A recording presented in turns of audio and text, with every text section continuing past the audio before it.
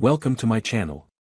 Subscribe, listen, and enjoy my stories every day. The morning began like any other, a whirlwind of activity as Claire and I wrangled our two kids, Ella and Ben, out the door for school.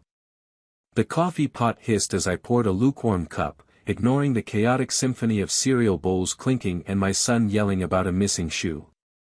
Claire, calm as ever, kissed the kids goodbye and left for the office. As always, she had her suitcase in the trunk, ready for yet another work trip.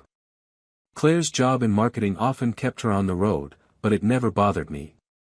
At least, it hadn't before. When the phone rang later that morning, the piercing tone caught me off guard. I glanced at the caller ID, a number I didn't recognize. I hesitated before answering. It was Claire, calling from her hotel. "My purse was stolen last night," she said, her voice tight. "I need you to cancel our credit cards. I've already told my boss, and she's transferring money for me to use in the meantime." "Your purse?" I repeated, surprised. "How'd that happen?" Claire sighed, frustration bleeding into her tone. "I left it at the cashier's counter in the lobby while grabbing a newspaper. When I came back, it was gone. I don't know what I was thinking." I reassured her that I'd take care of everything, but something about her tone lingered in my mind long after I hung up. Claire was always cautious, meticulous about her belongings. Losing her purse didn't add up. I shrugged it off, maybe the stress of constant travel had gotten to her. Still, the seed of doubt had been planted. Later that afternoon, I searched for our home insurance policy to check if it covered stolen property. Flipping through files in our cabinet, I stumbled across a folder marked Personal. I hesitated, my curiosity getting the better of me. Inside, I found bank statements from Claire's inheritance account, a fund she'd kept separate after her parents passed away. It wasn't the account itself that caught my attention, but a line item on the latest statement, a $3,000 check made out to a jewelry store, dated just days after her supposed purse theft. Why hadn't she mentioned buying jewelry? It wasn't like Claire to be secretive about money. I decided to investigate, calling the jewelry store and pretending to inquire about a warranty. The clerk's cheerful voice was disarming. "Oh yes, I remember that purchase," she said. "Your wife replaced her wedding and engagement rings after hers were stolen.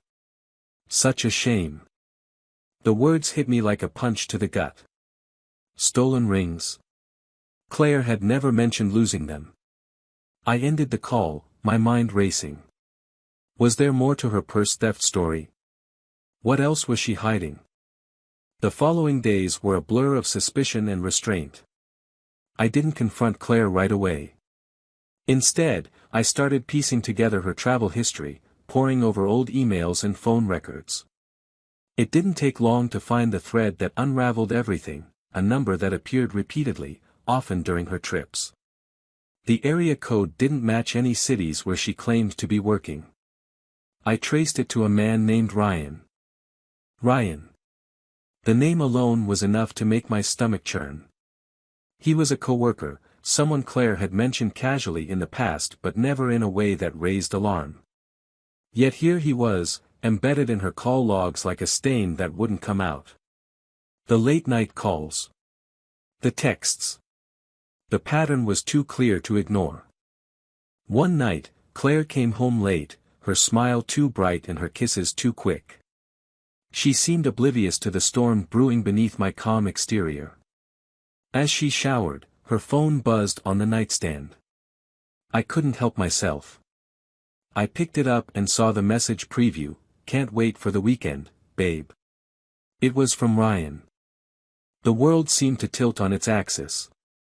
I put the phone back, my hands shaking. This was it, proof that my gut instincts hadn't been wrong. Claire wasn't just lying about her trips, she was sharing her life, and her body, with another man.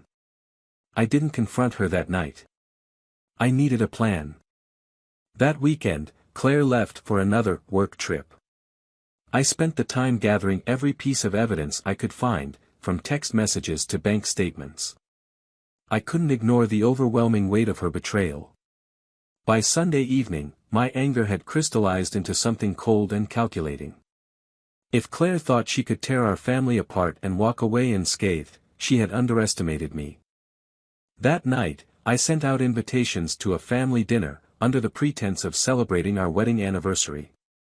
It was time to expose the truth, and I wanted witnesses to the wreckage Claire had caused. The day of the family dinner arrived, and the house buzzed with the usual clamor of preparations. Ella and Ben were excited, their laughter echoing through the halls as they set the table and argued over who got to light the candles. Claire moved with her typical grace, oblivious to the trap I was setting. She was dressed impeccably, her hair styled just so, the perfect image of a devoted wife and mother. I marveled at her audacity, how seamlessly she played her role. As our guests began to arrive, I plastered on a smile, greeting each one warmly. Claire was in her element, laughing with my parents, catching up with my sister. I watched her closely, noticing the subtle changes I might have overlooked before, the nervous glances at her phone, the way she excused herself to take a call just a little too often. The dinner itself was a spectacle. Plates clattered as everyone dug into the roasted chicken Claire had prepared, and glasses clinked with toasts to our happy marriage. It was surreal, sitting at the head of the table, surrounded by people who believed they were celebrating a love that no longer existed. About halfway through the meal, Claire's phone buzzed on the counter. She glanced at me, then excused herself, murmuring something about an urgent work email. I followed her into the kitchen, my heart pounding. "Everything okay?" I asked, leaning casually against the counter. Claire froze for a fraction of a second before slipping her phone into her pocket. "Just work," she said lightly. "Nothing important." I nodded, pretending to believe her. "Good. Because I've got something special planned for tonight." Her eyes flicked to mine, a shadow of uncertainty passing over her face. "Special? What do you mean?" "You'll see," I said, forcing a smile. "Go on, enjoy the party." As she walked away, I felt the first twinges of doubt. Was I going too far? But then I remembered the texts, the lies, the quiet erosion of trust that had brought us to this moment. No, she deserved what was coming. After dessert, I stood and tapped my glass, the sound cutting through the chatter. "Thank you all for coming tonight," I began, my voice steady. "Claire and I are so grateful to have such wonderful friends and family in our lives. It means the world to us." Claire beamed at me from her seat, her eyes sparkling with what I could only describe as misplaced confidence. For a brief moment, I felt a pang of guilt. But it was too late to stop.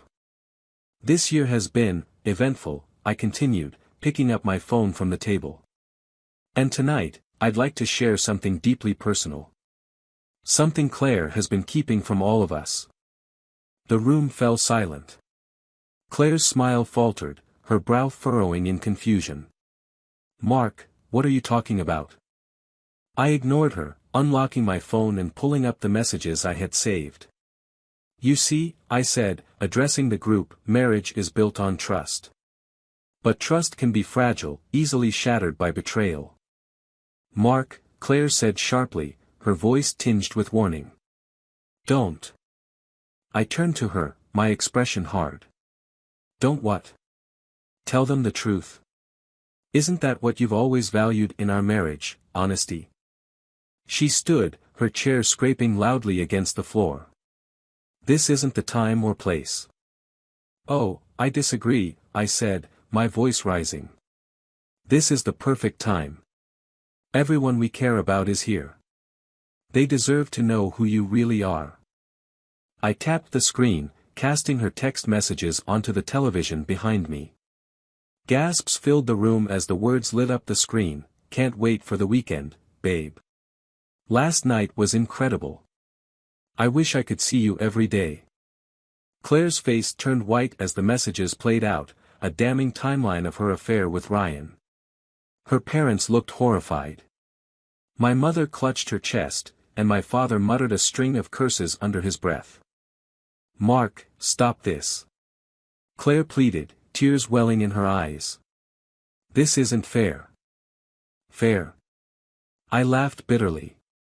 You want to talk about fair? Was it fair when you lied to my face? When you took our life together and threw it away for, what? A thrill? A fling? I didn't mean to hurt you, she said, her voice breaking. It was a mistake. A mistake, I repeated, my voice dripping with sarcasm. Funny how mistakes last for months, isn't it? The room was suffocating, the tension unbearable. Claire broke down, sobbing, and my sister moved to comfort her. But I wasn't done. This isn't just about me, I said, my voice cutting through Claire's cries. It's about Ella and Ben.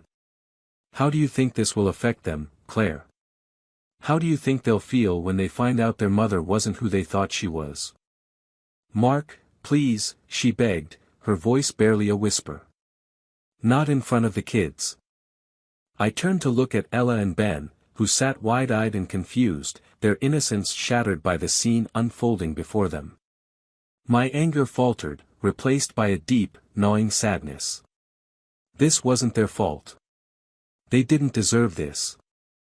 Taking a deep breath, I addressed the room one last time. This is the truth, I said, my voice heavy with exhaustion. Do with it what you will. But as for me and Claire, we're done. Without another word, I walked out, leaving Claire to face the wreckage she had created. The days following the dinner were a blur of chaos and confrontation. The house, once a haven of laughter and routine, had turned into a battlefield of tears and whispered arguments. Claire had moved into the guest room, her presence reduced to an awkward shadow that seemed to haunt the house. The kids, confused and frightened, clung to me, their questions breaking my heart. What's happening, Dad? Ella asked one night, her wide brown eyes brimming with tears. Why is Mom crying all the time? It's complicated, sweetheart, I said, pulling her close. But I promise, no matter what happens, you and Ben will always come first. I tried to shield them from the worst of it, but the tension was impossible to hide. Claire, to her credit, made an effort to maintain a semblance of normalcy for their sake. But the cracks in our marriage were now gaping chasms, impossible to ignore. Claire approached me one evening, her face pale and drawn. We need to talk, Mark. I crossed my arms, leaning against the kitchen counter. Talk about what? How you lied to me. How you betrayed our family. Her shoulders sagged, and for the first time since this all began, she looked truly broken. I made a mistake, she whispered. I got caught up in something I couldn't control. But I never stopped loving you. I scoffed, the words stinging more than I cared to admit. You have a funny way of showing it. Please, she said, her voice trembling. Can we try to fix this? For the kids, if nothing else. I stared at her, searching for any sign of the woman I had married. But all I saw was a stranger. You want to fix this? You think a few apologies and tears will erase what you did? No, she admitted, her voice barely audible. But I want to try. Don't you? Her words hung in the air, heavy and suffocating. Part of me wanted to believe her, to cling to the life we had built. But the wounds were too fresh, the betrayal too deep. I don't think I can, I said finally. I don't think I'll ever trust you again. Claire broke down, sobbing into her hands. I felt no satisfaction, only a hollow ache in my chest. This wasn't how it was supposed to be. This wasn't the life I had envisioned when I said, I do. In the weeks that followed, I threw myself into preparing for the inevitable divorce. I hired a lawyer, Jennifer Pratt, a formidable woman with a reputation for ruthless efficiency. She listened intently as I laid out the details of Claire's affair, her sharp eyes narrowing with every word. You've got a strong case, she said, tapping her pen against her notepad. With the evidence you've gathered, I doubt she'll contest the divorce. But custody could be a battle. I nodded, already steeling myself for the fight ahead. I'll do whatever it takes to keep my kids safe. Jennifer gave me a small, encouraging smile. Good. Let's get to work. Meanwhile, Claire's attempts to reconcile grew more desperate. She left notes on my nightstand, pleading for another chance. She cooked my favorite meals, hoping to soften my resolve. She even went to therapy, dragging me to a couple of sessions in a last-ditch effort to salvage what was left of our marriage. The therapist, a kind but firm woman named Dr. Hayes, tried to mediate. Mark, it's clear you're deeply hurt by Claire's actions. But is there any part of you that wants to rebuild this relationship? I shook my head, the answer coming easily. I don't see how I can. Every time I look at her, all I see is betrayal. Claire flinched but said nothing, her eyes glistening with unshed tears. Dr. Hayes turned to her. Claire, do you understand the magnitude of the damage you've caused? Yes, she said quietly. And I'll spend the rest of my life making it up to him if he lets me. I wanted to believe her. I wanted to believe that the woman I had loved for so long was still in there somewhere, buried beneath the lies and deceit. But every time I tried to reach for that hope, the image of her texts with Ryan came rushing back, a cruel reminder of the life she had stolen from me. In the end, the therapy sessions only solidified my decision. This marriage was beyond saving. The day I filed for divorce, Claire's composure finally shattered. She stormed into my office, her face flushed with anger and despair. You can't do this, Mark. We have a life together, a family. Are you really going to throw it all away? I looked at her, my voice cold and steady. I didn't throw it away, Claire. You did. Her eyes filled with tears, and for a moment, I almost felt sorry for her. But then I remembered the pain, the betrayal, and the quiet nights spent wondering where it all went wrong. There was no room for pity in this fight. The divorce proceedings were brutal, as I had anticipated. Claire tried to play the victim, painting herself as a misguided wife who had lost her way. But the evidence spoke louder than her tears. The messages, the bank statements, the lies, they all built an unassailable case. In the end, the judge ruled in my favor. I retained custody of the kids, the house, and the majority of our shared assets. As Claire packed her things, the weight of everything we had lost pressed down on me. I'm sorry, she said, her voice barely above a whisper. For everything. I nodded, unable to muster a response. Sorry didn't cut it, not anymore. That night, as the kids slept and the house grew quiet, I sat in the living room, surrounded by the ghosts of a life that no longer existed. The future felt uncertain, a vast, uncharted sea. But for the first time in months, I felt a glimmer of hope. A chance to start over. To build something new. Claire was gone, and so was the man I had been. But maybe that was okay. Maybe it was time to become someone else. Someone stronger. Someone free. Months passed after the divorce, and life slowly began to settle into a new rhythm. The kids adjusted better than I expected, though there were difficult moments. Ella often asked when Mommy was coming back, while Ben acted out, struggling to make sense of what had happened.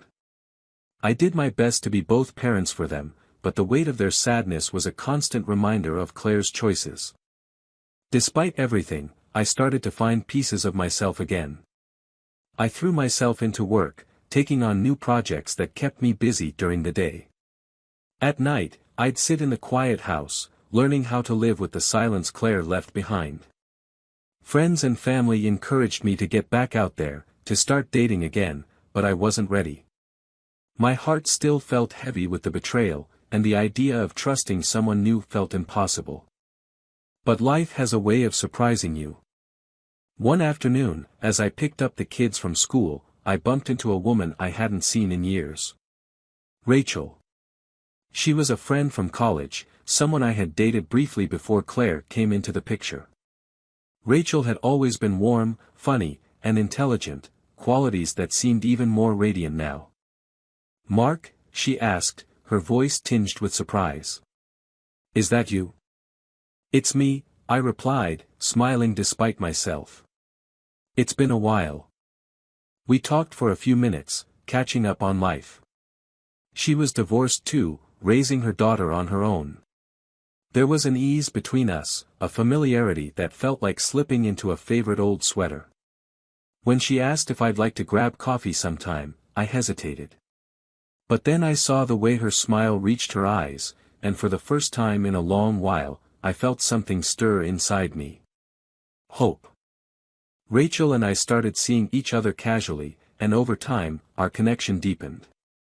She understood my hesitation, my need to move slowly, and she never pushed me for more than I could give. The kids adored her, and her daughter, Mia, fit seamlessly into our lives. It felt too good to be true, but for once, I let myself enjoy it. One evening, as the kids played outside and Rachel helped me clean up after dinner, she found an old photo album on the bookshelf. She flipped through it, her laughter filling the kitchen as she pointed out pictures of me in my awkward teenage years.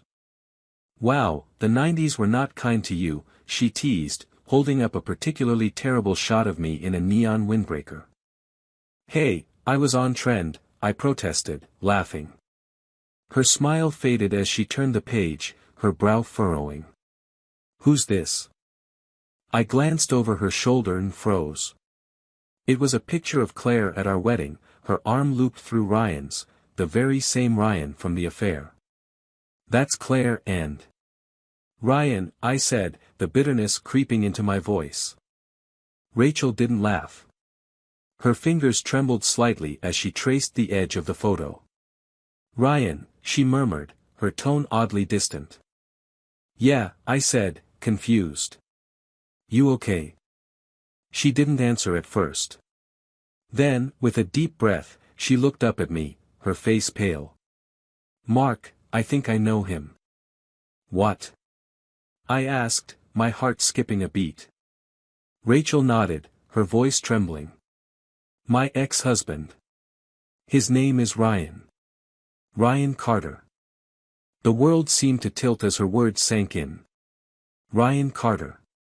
The man who had destroyed my marriage and, as it turned out, Rachel's too. The coincidence was staggering, too absurd to believe. But as Rachel pulled out her phone and showed me a picture of her ex, the truth hit me like a freight train. It was him. I don't even know what to say," I stammered, my mind racing. "What are the odds?" Rachel shook her head, her expression a mixture of shock and disgust. "I don't know, but it's him. The man who ruined my life." A heavy silence settled between us as we processed the revelation. Then, slowly, a small, wry smile spread across Rachel's face. "Well," she said, her voice laced with irony, "at least we know we've got something in common." I couldn't help but laugh, the sound startling and cathartic. "Yeah, I guess we do." In that moment, the absurdity of it all didn't feel like a curse, it felt like closure. Life had a twisted way of bringing things full circle, and while neither of us could undo the damage Ryan had caused, we could choose to move forward. Together. Months later, Rachel and I stood hand in hand at a park, watching our kids play. The shadows of our pasts lingered, but they no longer felt so heavy. I had learned to trust again, to let someone in despite the scars I carried. And for the first time in years, I felt at peace. As Ella ran over to show me a flower she had picked, I knelt down to hug her, the sunlight warming my face. Behind me, Rachel smiled, her eyes filled with the promise of a new beginning. The pain of the past would never fully fade, but in that moment, it didn't matter. The future was ours to write, and for the first time in a long time, I was ready to start again.